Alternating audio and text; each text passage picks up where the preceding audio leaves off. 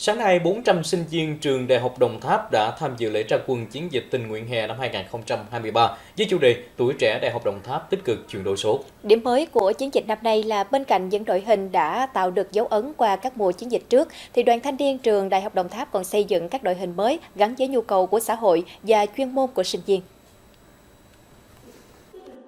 Chương trình được triển khai rộng khắp 12 huyện, thành phố trong tỉnh. Các hoạt động chính của chương trình như bảo vệ môi trường, hành động về an sinh xã hội, xây dựng nông thôn mới, văn minh đô thị, hỗ trợ chuyển đổi số, hỗ trợ địa phương làm đường giao thông nông thôn, hàng rào xanh. Các công trình phần việc bắt đầu triển khai ngay sau lễ ra quân đến tháng 8 năm 2023. Đây là hoạt động thiết thực góp phần bồi dưỡng kỹ năng sống, nâng cao ý thức phụng sự cộng đồng cho đoàn viên thanh niên.